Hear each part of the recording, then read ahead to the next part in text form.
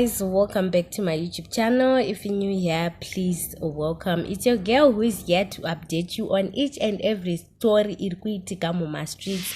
Musati machinzwa kumwe ndauti mutange machinzwa panapa. So I'm going to update you on each and every story that happened yesterday, today, and the future. Dziri kuuya pamberi ndoda kukupai ma updates. So let's get straight into the stories that's making rounds in the streets.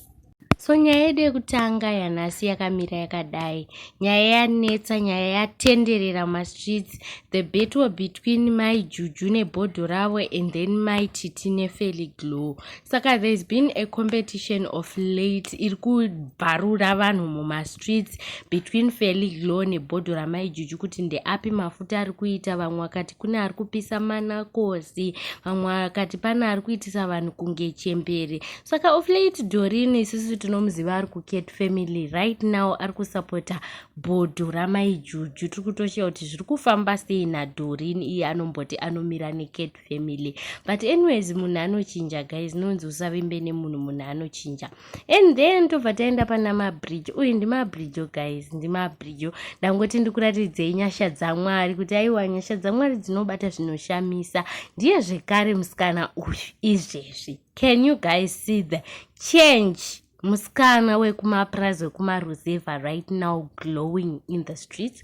And then toenda panyasha dzenyu guys. Maitanaka havasi kutomboita zvekutamba. Maitanaka vari ivo vakubuditsa second music yavo vachikurudzirwa nemwana wavo Tanaka for the people.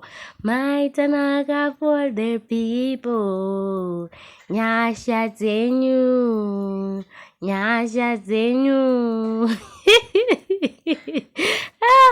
Meno ndezvimwewo zviro mastreets. Then tobva taenda pamalovebirds guys. Nyaya yemalovebirds. Holly 10 mujaya with his wife Kimberly. Aiwa tinongoti chinhu chakanaka. They were on a vacation guys. Izvo zvinodadisa, zvinobvirodakadza guys, kumboenda mumafura mhepo nemudiwa wako muchimbonodya nyika rutivi. Kana mune mari ngaijiwe guys. Aiwa mari inoda kujiwa, inoda kuenjoyiwa. And it's really good if you are enjoying the money that you're working for with your family. Zvinhu zvinofadza. And then toenda panyaya DJ Ribe. So DJ Ribe of late vakapara mhosva, vakapomerwa ivo kuti vakabata mwana mudiki ari under age, vakamwisa doro ndobva vamuita sei, vamubata chibharo.